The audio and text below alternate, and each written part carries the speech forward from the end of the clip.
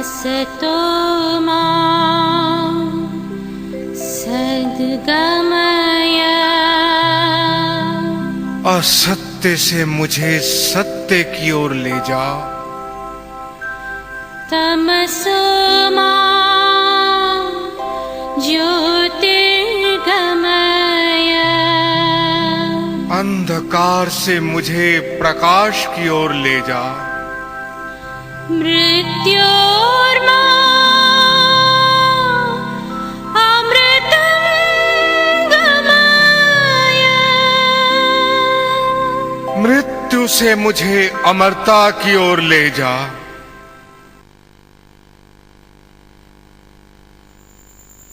नमस्कार। ज्योतिष और मोक्ष के इस अंक में सभी दर्शकों का स्वागत है। भरत जी, इस अंक में हम आपसे जानना चाहेंगे कि दैनिक जीवन में भक्ति मार्ग को कैसे अपनाया जाए। कृपया इसका कोई सरल मार्ग हमें बताइए। मानव जीवन इतना संयोजित है कि उसमें हमें एक ही दिन में सब कुछ देखने को मिल सकता है। दैनिक जीवन से ही ये सारा विश्व जुड़ा हुआ है, सारी मानसिक अनुभूतियां जुड़ी हुई है। दैनिक जीवन में हम जन्म और मृत्यु देखते हैं, चारों युग देखते हैं। प्रातःकाल जब हम उठते हैं तो एक नया जन्म शुरू होता है, और रात्रि काल में जब हम जाते हैं तो एक तरह से मृत्यु हो जाती है। प्रातःकाल जब हम उठते हैं, मन पवित्र होता है, तो प्रातःकाल को हम सतयुग कह सकते हैं।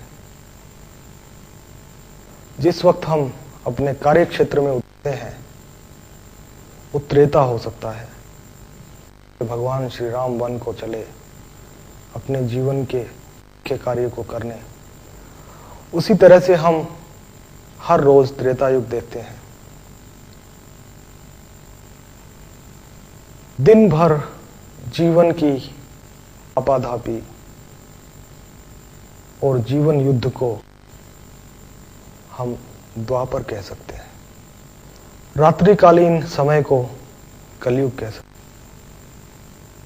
तो एक ही दिन में जीवन मृत्यु और चारों युग हम मानव जीवन में देख सकते हैं। दैनिक जीवन में भक्ति कण कण में समाई हुई है, प्रत्येक घटना में समाई हुई है, प्रत्येक गतिविधि में समाई हुई है। प्रातःकालीन माता पिता और गुरु के प्रति श्रद्धा भाव भक्ति मार्ग है।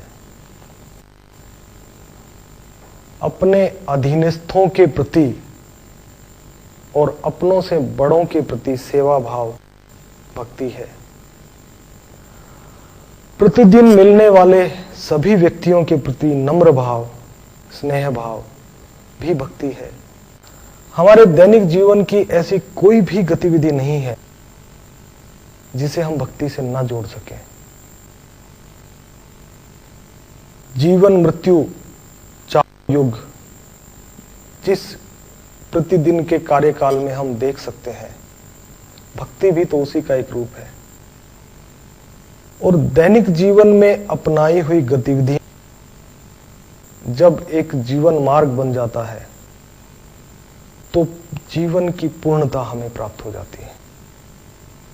इसलिए दैनिक जीवन की प्रत्येक गतिविधि को यदि हम ईश्वर का प्रसाद मानकर, ईश्वर की आज्ञा मानकर करें तो इससे बड़ा भक्ति मार्ग और हो ही नहीं सकता।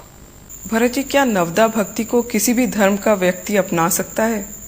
निसंदेह, क्योंकि भक्ति किसी धर्म या किसी जाति विशेष की बंधनों से ऊपर की वस्तु है, ऊपर की भावना है।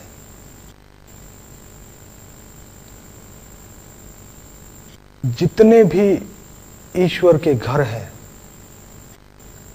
या जो घर ईश्वर के लिए मनुष्य ने बनाए हैं, मंदिर, मस्जिद, गुरुद्वारा, चर्च, उनमें अर्चन, कीर्तन, श्रवण, जितनी भी भक्तियों का आयोजन किया जाता है वो मन से मनुष्य ही करता है। प्रत्येक धर्म में, प्रत्येक संप्रदाय में भक्ति अनेक रूपों से दृष्टिगोचर होती है।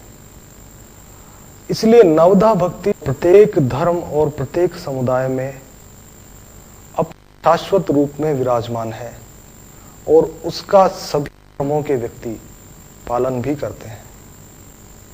इसलिए नवधा भक्ति किसी धर्म विशेष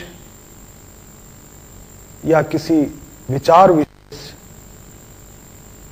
या किसी मानसिकता से ऊपर है, क्योंकि धर्म, मानसिकता या विचार यदि भक्तिहीन है तो वो निर्जीव है। जैसे भक्तिहीन मनुष्य धरती का भार है, वैसे ही भक्तिहीन धर्म, समुदाय की कल्पना नहीं की जा सकती। नवधा भक्ति भारतीय ऋषियों की खोज कही जा सकती है, वैदिक परंपरा कही जा सकती है। श्रीमद् भागवत महापुराण में नवधा भक्ति के बारे में अनेकों कथाएं हैं। प्रत्येक धर्म में भक्ति की अनेक कथाएं हैं, प्रत्येक संप्रदाय में भक्ति की अनेक कथाएं हैं। इसलिए नवधा भक्ति का मार्ग या नवधा भक्ति के मार्ग का अनुसरण सभी धर्मों में पाया जाता है। धर्म और भक्ति अभिन्न है और प्रत्येक धर्म का अंतिम उद्देश्य ईश्वर प्राप्ति ही है और ईश्वर प्राप्ति का जो सेतु है ही है। इसलिए यह निर्विवाद सत्य है कि प्रत्येक धर्मावलंबी नवधा भक्ति के मार्ग का अनुसरण कर सकता है। यही सत्य मार्ग है। धन्यवाद भरत जी। ज्योतिष और मोक्ष के इस अंक को हम यहीं समाप्त करते हैं। अगले अंक में आपसे पुनः भेंट होगी। नमस्कार।